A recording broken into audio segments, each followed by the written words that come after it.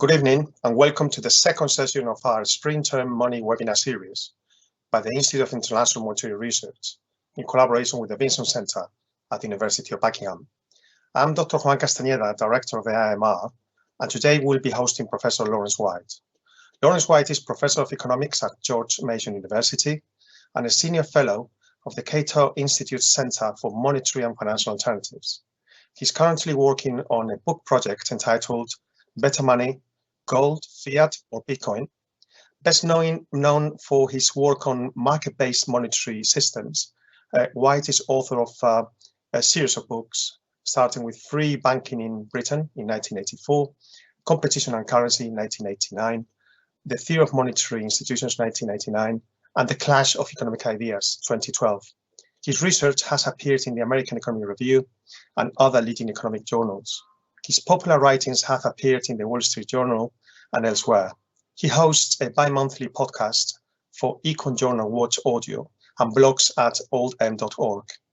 Professor White will discuss today Bitcoin and gold standards, similarities and differences, after which we'll allow time for Q&A with viewers at home. Today's presentation will be recorded and made available on our YouTube channel in the next few days. Questions must be submitted via the chat option, and I will moderate them and address the speaker. Professor White, thank you very much, very sincerely, for accepting our invitation to contribute to IIMR's webinar series. We are delighted to have you with us. Thank you, Juan. It's good to be here. What I want to talk about is Bitcoin and gold standards. So if you're here to learn about whether you should invest in Bitcoin or in gold, I'm not going to answer that question, but I want to think about them as possible monetary standards as the basis of monetary systems. So let me be clear about what I mean by a gold standard. In a gold standard, gold serves as what economists call the medium of account. A more familiar phrase is the unit of account. The unit of account specifies a certain quantity of that medium.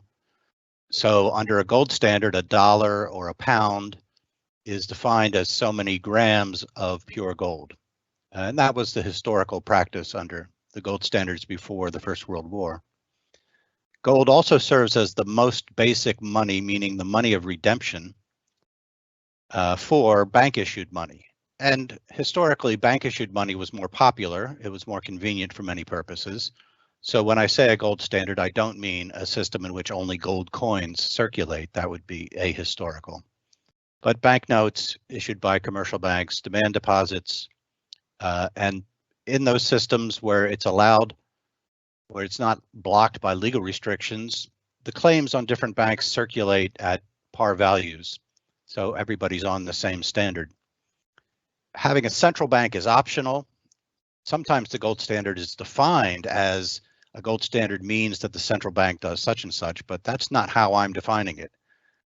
I'm defining it by gold serving as the medium of account, a medium of redemption. So a central bank is optional, or a treasury involvement in the system is optional. The system can be entirely private. And that ideal was approached in some systems that we call free banking systems, where there was no central bank, where the commercial banks were responsible for the circulating currency. And that was the popular form of money. Most people did not use precious metal coins in everyday transactions. So a gold standard can be contrasted to the fiat standards we have today, where there's no commodity money underlying the system, or as I'm going to do today, to a cryptocurrency standard, where the most basic money is a cryptocurrency. Now, why is anybody interested in talking about the gold standard? Well, we can talk about it purely as a reference point, and so serving as a foil to compare and contrast Bitcoin with, but it had some virtues as a monetary system as it actually existed. And to keep the comparison clean, we can ignore the kind of mixed system that prevailed between the First and Second World Wars, where it was neither a real gold standard nor a real fiat standard, but some unstable mix of the two, and just focus on the track record of the gold standard before the First World War, the so-called classical gold standard, and fiat monetary systems since the Second World War. George Selgin and Bill Lestraps and I published a paper doing this. And what we found was that the classical gold standard exhibited lower inflation and lower expected inflation than fiat standards. And that means lower cost of holding money, lower deadweight cost from the tax imposed by inflation. Secondly, lower price level uncertainty. So if you wanted to predict where the price level was going to be in 20 years, you can do a better job of it under a gold standard. And that has the practical implication that there's a thicker market for long-term bonds. And so firms that want to finance long-term investments can do it at reasonable rates without borrowing short and rolling over the debt, which comes with risks. So it's hard to put a number on how valuable that is, but it did allow long-term investment projects. Third, the classical gold standard actually used less gold or spent fewer resources on gold mining than the system we have today. That's a little surprising, but if you look at the real price of gold since the gold window was finally shut by President Richard Nixon in 1971, that was the last link of the US dollar to gold. The real price of gold has risen, which means there's been more mining activity. I'll show you some evidence of that in a second. And that's because private individuals have accumulated gold as a hedge against inflation and other kinds of tail risk to a greater extent than central banks have shed their gold.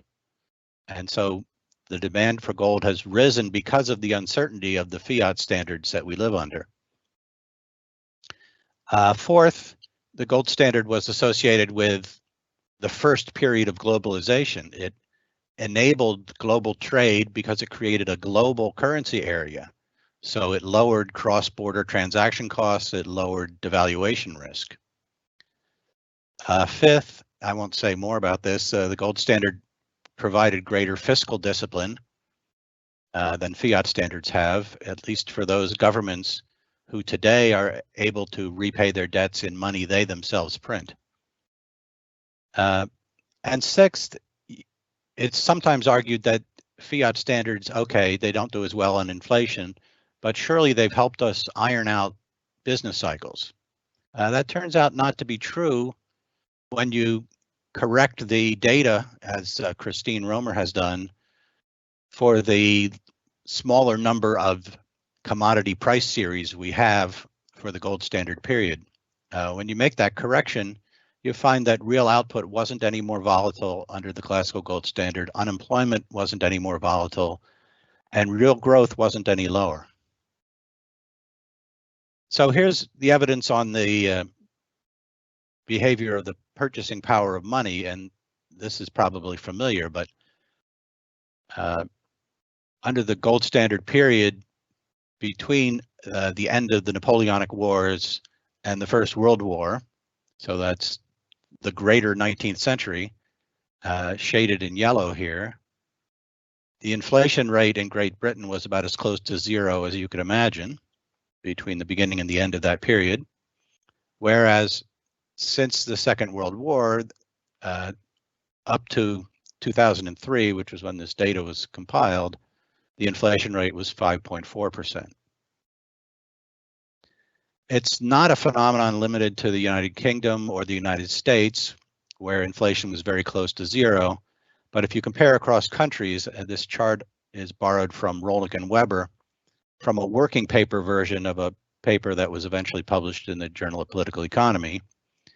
It was true in every country that inflation was higher under fiat standards than when those same countries were on gold or silver standards.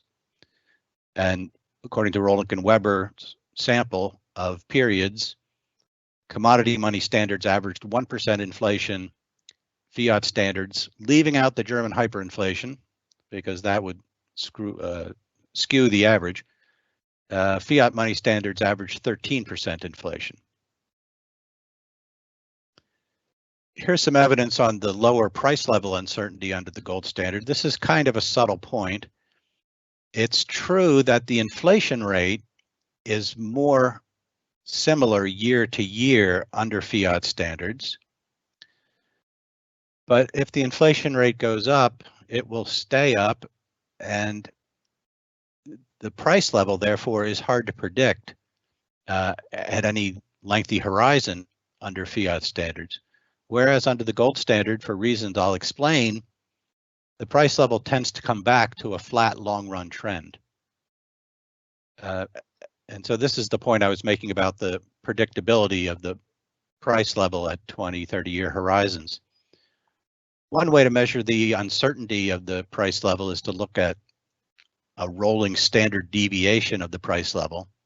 And in the upper chart, you can see that it was much lower before the First World War, especially high in the interwar period, kind of moderate between, a little bit lower between the end of the Second World War and the closing of the gold window, the end of the Bretton Woods system. And only in recent years has it come back close to the level experienced under the classical gold standard. Another way to try to measure price level uncertainty, and this is the work of Bill Lestraps on the co-authored paper I mentioned, is to ask, if you tried to forecast the future price level based on an autoregressive moving average, how wrong would you be? And in the period before the First World War, labeled here pre-Fed, you wouldn't be very wrong, whereas in the post-World War II period, your average error would be much larger. Now, the stability of the purchasing power of money under the gold standard wasn't accidental. I want to divide the discussion between the local purchasing power of gold and the world purchasing power of gold. But if you're one country on an international gold standard, those two have to come into alignment. We have the mechanism known as the price specie flow mechanism that says gold will flow to an area where its purchasing power is high until the purchasing power of gold is equal in that area to the world purchasing power of gold. So any local shocks to the supply or demand for gold won't alter the local purchasing power of gold very much. They have to affect the world purchasing power of gold to make much of an impact. You can picture that as a very flat supply curve of gold to any subset of the world gold standard, of the international area within which gold is the basic money. But what about the behavior of the world purchasing power of gold? Gold doesn't flow in and out from the moon, although there's an old joke to that effect. Bank of England directors used to say that 5% interest we can get gold from the continent, and at 6% we can get it from the moon. But literally they couldn't. What governs the world purchasing power of gold are the supply and demand curves for gold, but the supply curve is not the perfectly flat supply curve for any small area, at least not in the short run. So we need to divide the short run analysis from the long run analysis. But to summarize the historical trends, money demand under the gold standard grew very slowly because it grew with real GDP. Real GDP grew about 3% a year, so the transactions demand for money grew at about that rate. And the world monetary gold stock also grew slowly. It grew with the production of gold from gold mines, and it also grew at about 3% a year. So the two balanced and made the purchasing power of gold pretty stable. It's not a coincidence that output of gold mines grew at this, that is, the accumulated gold stock grew at the same rate as money demand, for reasons I'll explain. And when I say the monetary gold stock, I'm subtracting out the newly mined gold that goes into industry or goes into jewelry. So what makes it not a coincidence that these two grow at the same rate is that there's a stabilizing dynamics that I'm about to illustrate. But basically, if suppose it didn't happen. Suppose money demand grew at 3% a year, but the gold supply grew less. That would make the purchasing power of gold rise. But a higher purchasing power of gold is going to induce more gold mining. And so the supply of gold above ground is going to catch up under the influence of supply and demand. So we can picture this using supply and demand curves. So here's the same demand curves I drew before, but now I've got an upward sloping monetary gold supply curve. In the short run, it's not vertical because there isn't a fixed number of gold coins and bars. There's a fixed total amount of gold above ground, but only a fraction of that is in monetary form. The rest is in the form of jewelry and candlesticks and whatever else people make out of gold in ways that can be recovered. So if there's an increase in demand, there will be an increase in the purchasing power of gold, but to some extent, that will be moderated by an increase in the monetary stock of gold through the conversion of non-monetary gold into monetary gold. People can melt down their jewelry and have it coined. So the diagram here shows a shift in the monetary gold demand curve. And for a big shift, consider Germany adopting the gold standard. That was probably the biggest shift in the 19th century. So that drives up the purchasing power of gold as Germany buys gold to convert its coinage into gold and its bank reserves into gold. Some jewelry is melted down. That moderates the rise. And you may think the conversion of jewelry into gold is a trivial figure, a trivial force, but in recent years it certainly hasn't been. The World Gold Council estimates that about a third of the flow quantity supplied in recent years has come from what they call recycling, that is, melting down gold objects. Now, I've taken the same supply and demand curve and put it on the right here. So we've got the upward shift in demand raising the purchasing power of gold. But that can't be the end of the story because, as I said before, a higher purchasing power of gold will induce more gold mining. So on the left-hand side, I've got the flow of gold and the flow, or what you might call consumptive demand for gold, uses of gold that fix it into some form from which it's not easily recovered, like filling teeth or making circuits out of gold. In a stationary equilibrium, right before the demand shift, the purchasing power of gold should be the same in the flow market and in the market for gold stocks, monetary gold stocks, because we're assuming it's easy to melt down gold and have it coined, or melt down coins and use them for industrial purposes, use that gold for industrial purposes. So with the rise in the purchasing power of gold from Germany joining the gold standard in the example, purchasing power of gold goes up. There hasn't been a shift in the flow supply or flow demand, so now there's a gap.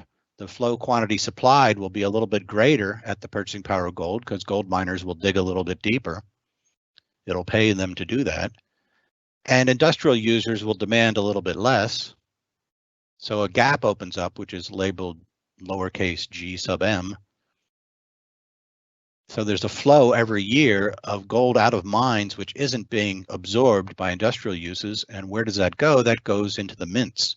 That goes into increasing the supply of gold available for monetary purposes.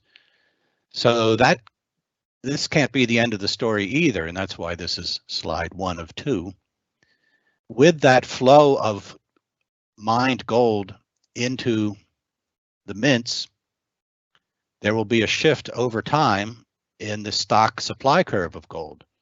So now in the right-hand diagram, you see the stock supply curve. It might be hard to see. I've made it a dotted line to indicate that this happened gradually. But over time, the stock supply curve of gold is going to shift to the right, bringing the purchasing power of gold back down. And it's going to come all the way back down to where it started, because at any higher purchasing power of gold, we still have that gap, which is going to increase the monetary stock of gold. So the monetary stock of gold doesn't stop growing until we're back to the original purchasing power of gold. So the long run supply response reverses the change in the purchasing power of gold. And that's what I meant by gold, the purchasing power of gold returning to a flat long run trend.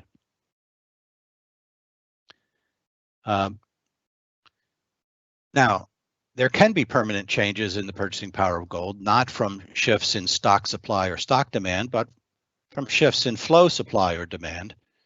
So, for example, a major gold discovery will shift the supply curve to the right. There'll be more ounces mined at any given purchasing power of gold. So that's what's shown in the left-hand diagram here.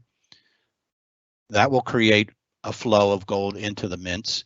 That will shift the stock supply curve to the right over time, as is shown, and that will permanently lower the purchasing power of gold. All right, so defenders of the gold standard have traditionally emphasized the stability of the purchasing power. Critics have said, no, you're leaving the supply of money up to the accidental forces impinging on the gold mining industry. So they have a point there. The question then is, how large are these shocks to the flow supply? And even the largest historical swings in the growth rate of the monetary gold stock following the California discovery was the biggest in the 19th century, were small relative to swings in fiat money growth rates. And just to put some numbers on it, the average growth rate of the monetary gold stock in the 19th century was about 3% a year. In the decade after the California discovery, it was about 6.5% a year. And that did create a small amount of inflation. It was like 1.5% a year for the next decade. But by modern standards, it was a pretty small supply shock.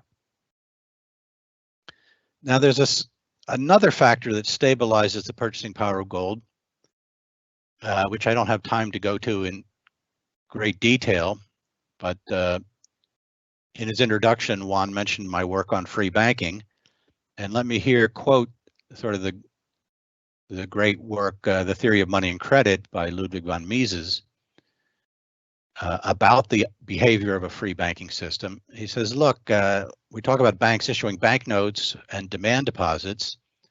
They'll be able to issue more of them only if there's an increased demand for them. Right? Banks are constrained by their obligation to redeem for gold. They can't issue more liabilities than they are prepared to redeem under normal circumstances. Now, a fractional reserve is sufficient under ordinary circumstances, but that means that they can't issue more than they usually do unless demand for bank-issued money grows. And when the demand grows, the banks will find it profitable to issue more, or as Mises puts it, increase their circulation pari passu with variations in the demand for money. And in doing so, they help stabilize the objective exchange value of money. So some variations in the demand for money, those that can be satisfied by bank-issued money, can be satisfied by an increase in the quantity of bank-issued money and don't require or don't bring about fluctuations in the purchasing power of money. Now, the biggest objection to a gold standard traditionally has been the resource costs of digging up gold in one place only to put it in vaults in another place. That was Milton Friedman's #1 objection to the gold standard. But as I've already mentioned, that cost has not been eliminated by switching to fiat standards, at least not in the way we've done it. The real price of gold has gone up, and in the chart on the right, I've got gold mine production in metric tons. The blue vertical line indicates the shutting of the gold window at the U.S. Treasury, and since then, gold mine purchasing power of gold has gone up, and gold mine production has responded to that by going up. So private hoards growing since the end of gold redemption have meant more gold mining for monetary or quasi-monetary purposes. Just to give you some numbers, the nominal parity used to be $35 per ounce of gold back in 1935, and I choose that date because that's when gold coins were withdrawn from circulation in the United States. The price level has risen 19-fold since then. And if you multiply $35 by 19, you get $665. That would have kept the real price of gold constant. But I checked the price of gold a couple of days ago, and it was way above $665. It was almost triple that. So the real price of gold is much higher, and correspondingly, gold miners are digging deeper and involving more manpower and more capital to extract gold than we had under the gold standard. The last claim I made was that going off the gold standard hasn't raised the real growth of the economy, and you can see that from, at least in the United States, I don't have a chart for world growth, but in the United States, you run a trend through real GDP, you don't see any break in the series, either at World War I or at 1971. Now, the worst episodes of fiat money inflation, of course, came in the late 1960s and 1970s. And in the late 1970s, Friedrich Hayek said, what can we do about this terrible inflation? In Great Britain, inflation was over 20%. He said, well, we have lousy quality money because we haven't allowed private competition in money. Actually, his first proposal was just to allow competition among existing fiat monies. But then he generalized the idea in a booklet called Denationalization of Money and said, why don't we allow private firms into this competition? And what did he think they would do with the ability to issue money legally? He said, well, I imagine that what would appeal to the public is an issuer promising to maintain stable purchasing power of the money they issue. So he imagines private issuers with distinct brands of money, each one being managed by its issuer to keep its purchasing power stable. And why would they live up to the promises they made? He imagined the newspapers reporting every day the exchange rate of one money against others. And so a money that was overissued would start to fall in value. People would start to withdraw from using that money. And in order to stay in business, the issuers would have to shrink the quantity of it to the quantity that people wanted to keep the purchasing power stable. So that was the theory of how privately issued irredeemable money, not a gold standard, but privately issued non-redeemable money, non-commodity money would work. Well, now we have privately issued non-commodity money, and it's not how it works. So along comes Satoshi Nakamoto, and I have his name in quotes because, of course, it's a pseudonym. And partly in response to the financial crisis and partly in a lagged response to the inflation of the 70s and 80s, Bitcoin is developed. So Nakamoto emerges from what's sometimes called the cypherpunk community. So it's an online community of libertarians who are enthusiastic about new information technology and cryptography and think that this will help preserve our freedom if we can keep things cryptographically secure from prying eyes.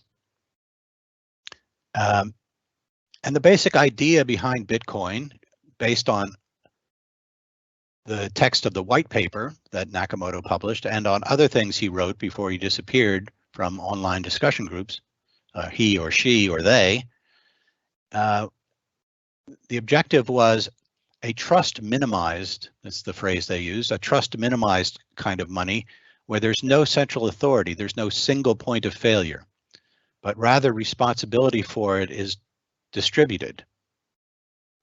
So like the internet, if there's a node that goes out, traffic routes around it. So any one Bitcoin node can go out and the system will carry on just fine.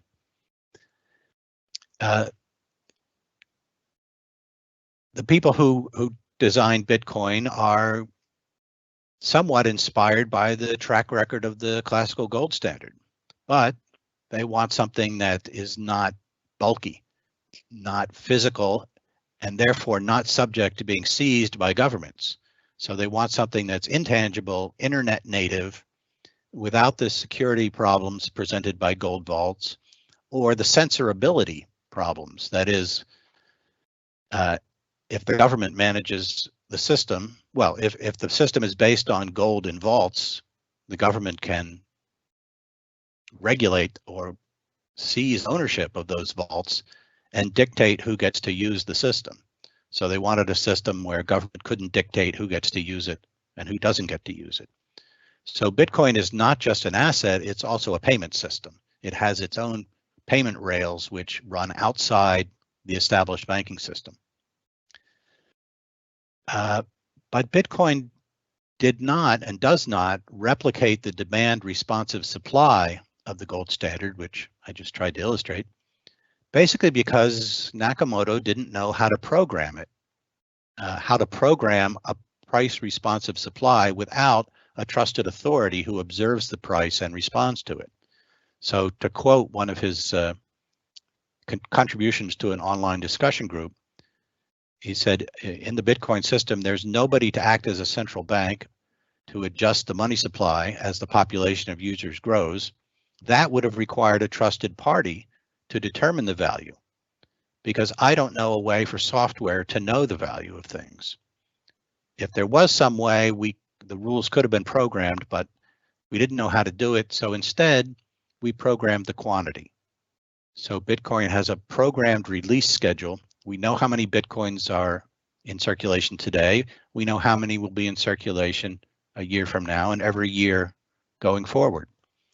Eventually, the quantity maxes out at 21 million units. So this is what private irredeemable money looks like in practice. And I'm choosing Bitcoin rather than other cryptocurrencies because it's dominant in the cryptocurrency space. It's not a commodity. It's not redeemable for a commodity. It's digital only. It's intangible. It's not redeemable. So it's not like gold in that respect. It's not like bank deposits in that respect. It is like them in the respect that it's meant to be apolitical, not controlled by any central authority, compatible with a great deal of decentralization.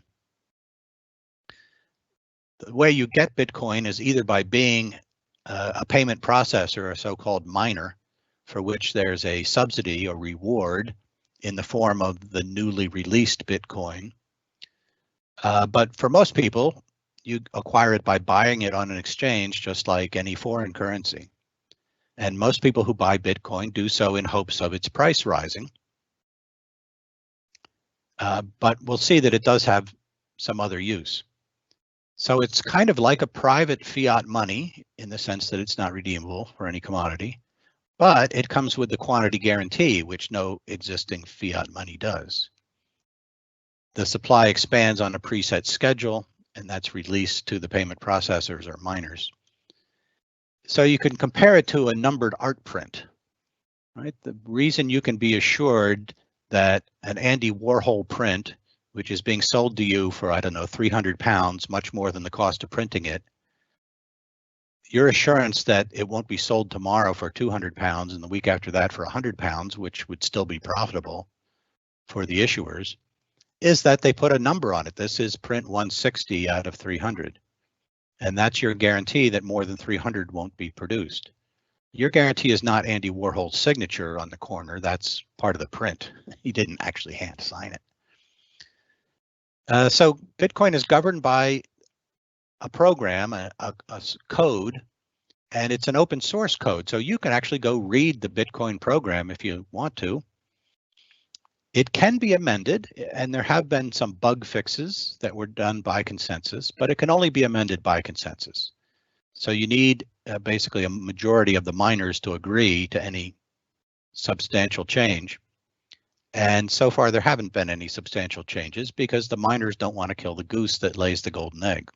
So you could say it's secured by cryptography. That's what prevents you from executing a copy command and doubling your Bitcoin.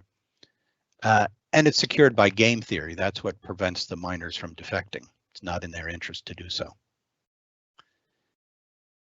It's called a cryptocurrency. It's not really a currency in the sense that it's not a commonly accepted medium of exchange. It's not a money yet, but it is a medium of exchange. It can be used for funds transfer, and its great virtue is that it's a censorship-resistant means of funds transfer. So, for example, if you want to transfer funds to people who are striking in Belarus against the government, well, you can't do it through the banking system because the government of Belarus controls the banking system, and they're not going to let that transfer go through. But you can do it through Bitcoin. And so dissidents can use Bitcoin as a way of raising funds. People in Venezuela can use Bitcoin as a way of earning income through the internet, even when the government was censoring internet payments in dollars, stopping them from coming through. And people in Venezuela are using Bitcoin to take their wealth out of the country because they can't take physical assets and they can't take suitcases full of US dollars because the government will stop them from doing that. But apart from that, what you might call niche use, it's an asset, a crypto asset. Cryptocurrency is a bit of a misnomer.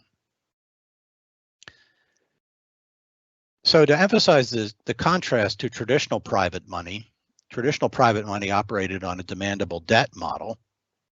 So this is a banknote that says redeemable in gold coin, will pay $10 to bearer on demand, in gold coin, on demand. So that's what anchored its value to the value of the gold coin that it was redeemable for, and the value of the gold coin was determined by the supply and demand forces that we talked about earlier. So it's a money-back guarantee scheme. Right? So you can think of the banknote as a contract, redeemable in gold coin, will pay on demand. That's what secures its value. That's what assures you that the issuer can't issue an unlimited amount of these notes. But a cryptocurrency that's irredeemable works on a different model. It's a limited edition model. So here's the Andy Warhol print I mentioned. And this was anticipated in a paper by Ronald Coase on a completely different topic. Well, not so different, but he didn't mention money as one of the applications of his argument. A paper called Durability and Monopoly, where Coase said, how do the producers of art prints convince people to buy them when they're pricing them way above the marginal cost of production? How do you convince them that the price won't be eroded later by, in a sense, hyperinflating the supply? And the answer is, you number the art print. So that's the Bitcoin model. Now, why do people demand? So that's how the supply is limited. Why do people demand it? Well, partly today as a speculative asset, but even if people aren't demanding it as a speculative asset, and someday the rate of appreciation has to slow down, there's a rational demand for Bitcoin, quoting the economist John Cochrane, because it's, quote, an excellent way to avoid both the beneficial and destructive attempts of governments to control economic activity and to grab wealth. And how does it do that? It does that by having payments processed outside the banking system, the regulated and surveilled banking system. Now, Bitcoin is not so useful for ordinary retail transactions. It's not so useful for buying a cup of coffee, because there are transaction fees that go with it, and it only processes so many payments per second, like 7 payments per second, whereas Visa or MasterCard is thousands of payments per second. But it can be used as a settlement layer. So there are efforts to create fast methods of paying in Bitcoin that are kind of intraday payments that will be settled later on, but Bitcoin doesn't have to be transferred in every retail transaction. So the Lightning Network is the most advanced of these systems. Bitcoin is sometimes accused of fostering crime or being only intended for crime, but it's really not so useful for money laundering because it leaves a permanent public record of the transactions that are conducted in Bitcoin. They're on the shared public ledger that the Bitcoin payment processors, the miners, maintain. Now, it's true that it's pseudonymous. It's not in your real name. It's in your Bitcoin address. But there are firms who can, and governments who have learned to analyze the Bitcoin ledger and trace the transaction to real world people. So the US Internal Revenue Service just announced that it was prosecuting somebody for Bitcoin mixing, which they claim is money laundering and money transmitting without a license. So they were able to track down this individual using these analytical methods. But as an investment, Bitcoin's of course been a big success. So here's the chart of the Bitcoin market cap. So this is the market value of all the Bitcoin in circulation going back to 2013. And I put it on a proportional or logarithmic scale to make it a little less dramatic. But if you look at the numbers, you can see that in 2013, all the Bitcoin in circulation was worth about 1 billion. Then it rose very rapidly to 10 billion. Then it kind of plateaued. Then it rose to 100 billion. Then it plateaued. And today it's about 1 trillion. So that's a 1,000-fold increase in 8 years. And that's a pretty good investment record. I sure wish I had invested in it back in 2013. There's no guarantee that that will continue. And of course, it can't continue to grow 1,000-fold. It's not going to be worth what comes after 1 trillion, a quadrillion, because that's a huge share of total world wealth. So there's some upper limit set by the total of world wealth. The chart also shows a lot of zigs and zags. And if you go to zoom in and take two figures from earlier this month, on April 15th, the market cap of Bitcoin was above $1 trillion. And a week later, it was below $1 trillion. And during those 7 days, it fell by 18.3%. Now, that's not a lot compared to 1,000% appreciation, but it does mean that it's risky to keep your rent money in Bitcoin, right? Because you may not have enough to pay your rent if your rent's denominated in pound sterling or in dollars when the end of the week comes and your Bitcoin is down 20%. And that's an obstacle to the wider use of Bitcoin in payments. So I would say there are two main obstacles, assuming that the slowness and transaction fees can be eliminated by technological means. There still remain two main obstacles to wider use of Bitcoin as a medium of exchange or as a payment medium, as a money. The first is simply the network advantage of the established currencies. It's hard to achieve a critical mass for any alternative standard, whether it's a cryptocurrency or gold being remonetized spontaneously, or silver, or initiative Q, or anything else. So that's a problem for any newcomer. Now, I don't want to overstate that because we do see examples of monetary standards spontaneously changing in countries that have really high inflation. So in countries with really high inflation, people will take themselves off the peso standard and put themselves on the dollar standard. They will overcome this chicken and egg problem. But the second obstacle to Bitcoin's playing this role of substituting for existing monies is the volatility of its purchasing power. So we saw that it fell 18% in a week. This volatility is baked in because of the supply mechanism, because the supply curve is vertical the price absorbs all the variation in demand. A change in the quantity does not happen in response to a change in the price, both in the short run and in the long run.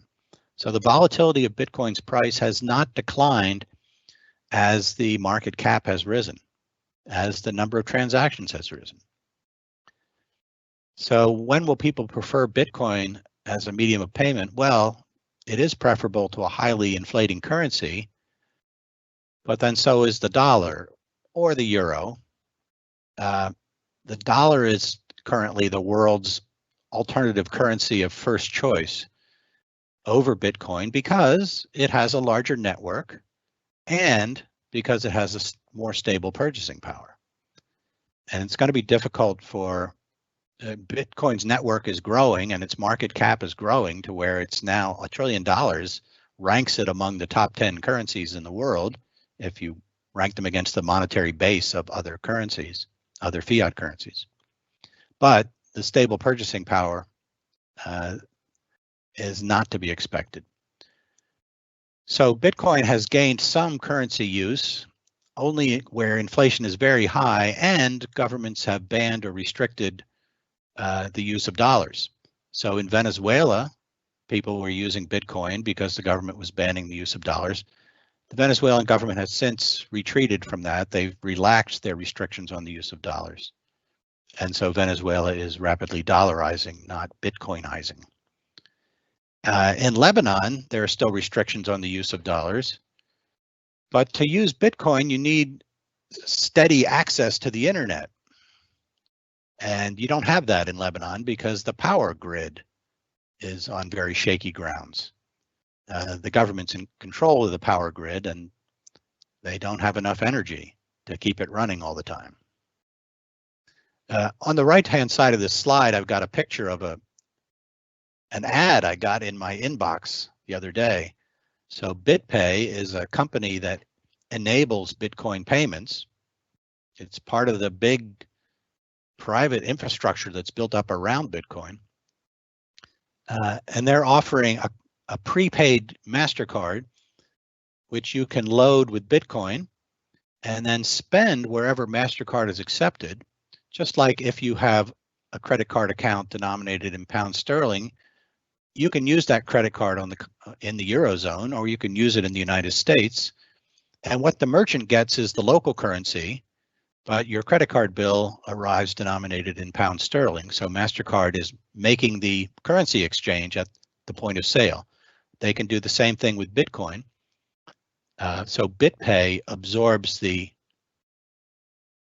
Bitcoin, and they pass on the local currency that the merchant wants to the merchant.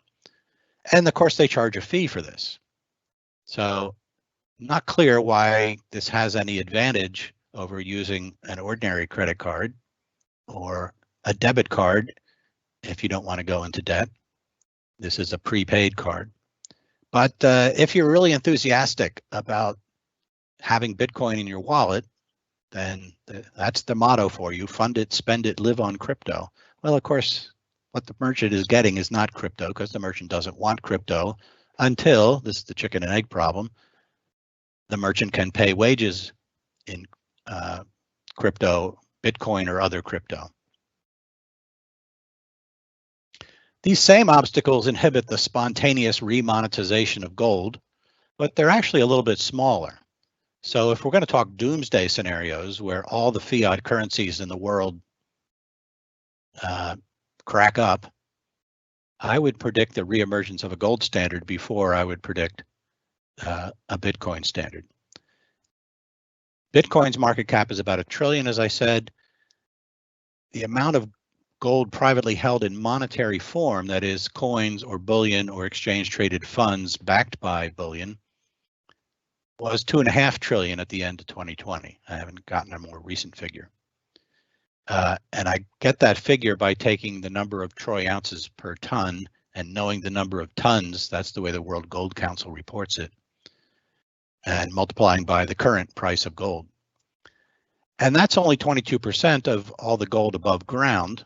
The rest is in central bank reserves, or most of it is jewelry.